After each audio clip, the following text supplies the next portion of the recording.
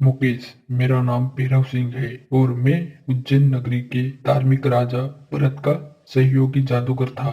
उज्जैन नगरी भी अपने राजा से बहुत खुश थी। सब लोग शांति से रहते थे, लेकिन किसे पता था ये शांति कुछ दिनों की ही थी। एक दिन एक सिपाही भागते हुए राजा के पास आता है। महाराज की जय हो। महाराज की जय हो। क्या हुआ सिपाही? ये भागते हुए आने का कारण क्या है? महाराज, हमारे राज्य पे हमला हुआ है। हमला? लेकिन हमारी तो अभी किसी से दुश्मनी नहीं। तो कौन है वो दुश्मन जो हमसे युद्ध करना चाहता है? महाराज, वो जादूगर विस्पाल है और वो अकेला है। एक अकेला जादूगर हमसे युद्ध करने आया है? इसका नाम मैंने पहले भी सुना है। महामंत्री, ये जादूगर विस्पाल कौन है? जरा हमें बताइए इनके बारे में।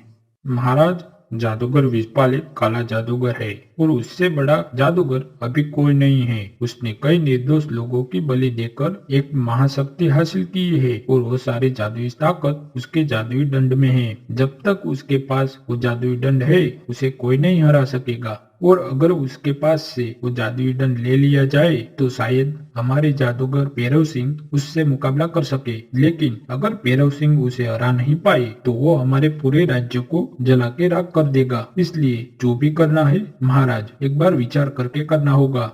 महाराज, आप फिक्र मत करें। जब तक भैरव सिंह जिंदा है तब तक वो जादूगर विस्पाल उज्जैन नगरी का बाल भी बाका नहीं कर सकता।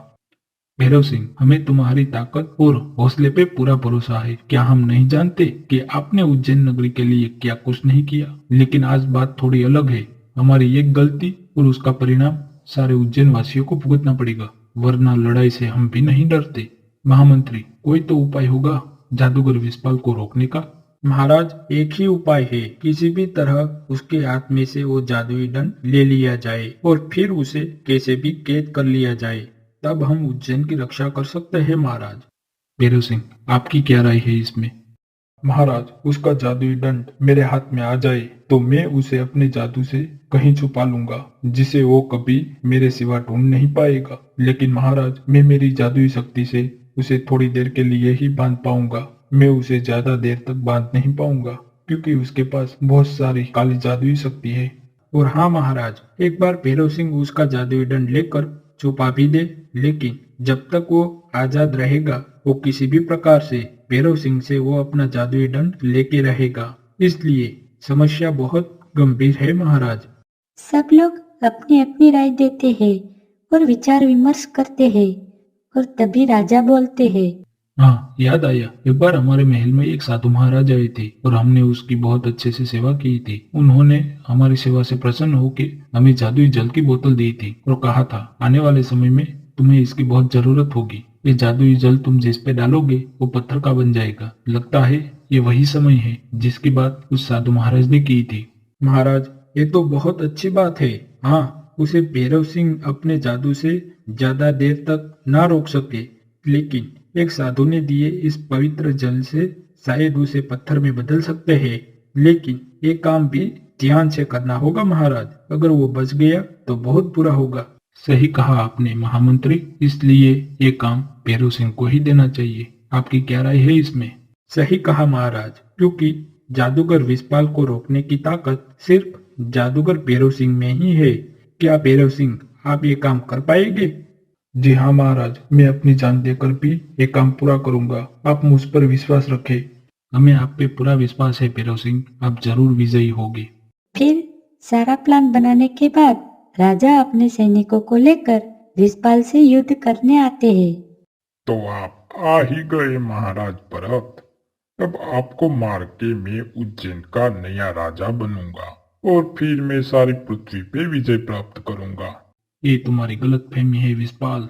दिन में सपने देखना छोड़ दो और वापस चले जाओ, तुम्हारे लिए अच्छा होगा। क्या कहा? मैं सपने देख रहा हूँ? वो तो अभी ही पता चलेगा। सैनिकों, हमला करो। फिर राजा के सैनिकों और विस्पाल में युद्ध होने लगा। विस्पाल अपने जादुई शक्ति से उन पर टूट पड़ता है और मंत्री भी इस लड़ाई में बुरी तरह से घायल हो जाता है। फिर भैरव सिंह और विस्पाल में युद्ध होता है। दोनों अपनी अपनी जादुई शक्ति का यूज करते हैं, लेकिन विशपाल के पास जादुई दंड था, जिसके कारण वो भैरव सिंह से ज्यादा शक्तिशाली था, इसलिए भैरव सिंह भी नहीं जीत पाते। विशपाल रुको, तुम्हारी लड़ाई मुझसे है तो क्यों ना हम दोनों दो दो हाथ करें। अगर तुमने मुझे हरा दिया तो ये सारा उज्जैन तुम्हारा और तुम यहाँ के राजा, और अगर तुम हार गए तो तुम्हें यहाँ से चले जाना होगा। बोलो मंजूर है तुम्हें? ठीक है, वैसे भी राजा बनने के बाद ये लोग मेरे ही गुलाम हो गए, तो उनको मार के नुकसान तो मेरा ही होगा। आ जाओ, मुझे तुम्हारी बात मंजूर है। विशपाल, मैं एक साधारण मनुष्य हूँ और तुम एक जादूगर हो, और तुम्हारे पास ये जादुई दंड भी है। मुकाबला बराबरी का होना चाहिए। ठीक है, मुकाबला तो बराबरी का ही होगा। कल को लोग ये ना कहे कि मैंने तुम्हें धोखे से हराया है। और विशपाल अपना जादुई दंड रख के राजा के साथ युद्ध करने लगता है, और मौका देखकर भैरव सिंह जादुई पोर्टल खोल के विशपाल का जादुई दंड ले लेते हैं, और विशपाल को पता चल जाता है। ये क्या, तुमने मेरे साथ धोखा किया है? तुम मेरा जादुई दंड लेना चाहते थे। मेरा दंड वापस करो, वरना मैं तुम्हारे महाराज को मार डालूंगा। नहीं भैरव सिंह, उसे वो दंड मत देना। तुम भाग जाओ यहाँ से, और उसके हाथ में वो जादुई दंड कभी नहीं आना चाहिए। नहीं महाराज, आपकी रक्षा करना मेरा धर्म है और मैं मेरा धर्म निभा के रहूंगा। देखो विशपाल, महाराज को जाने दो। मैं ये जादुई दंड तुम्हें वापस करता हूँ। ये लो, पकड़ो इसे। विशपाल राजा को धक्का देकर जैसे ही दंड पकड़ने जाता है, भैरव सिंह बीच में एक पोर्टल खोल देता है, और वो जादुई दंड उस पोर्टल में चला जाता है। नहीं, मेरा दंड कहाँ है? बोलो भैरव सिंह, कहाँ है मेरा दंड?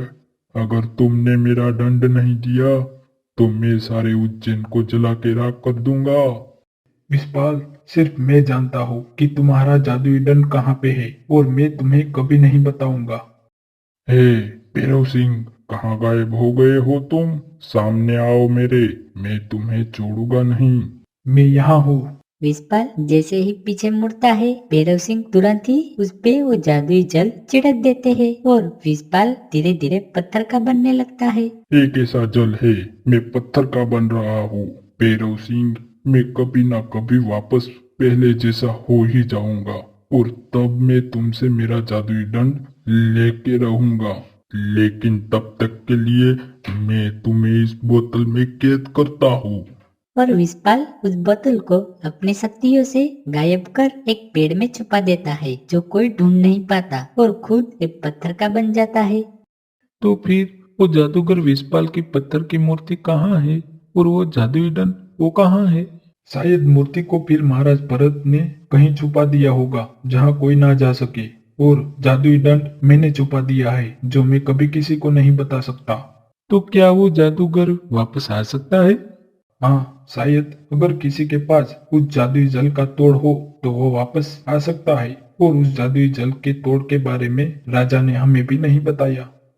तो अब मैंने मेरे बारे में सब कुछ तुम्हें बता दिया है। अब और कोई सवाल हो तो बोलो। नहीं, अब मेरा कोई सवाल नहीं, तुम जा सकते हो। और जिन वहां से चला जाता है। दोस्तों, आप लोगों का धन्यवाद हमारा पूरा वीडियो देखने के लिए। हमारी ऐसी ही कहानियां देखने के लिए हमारे वीडियो को लाइक करें और चैनल को सब्सक्राइब करें। धन्यवाद।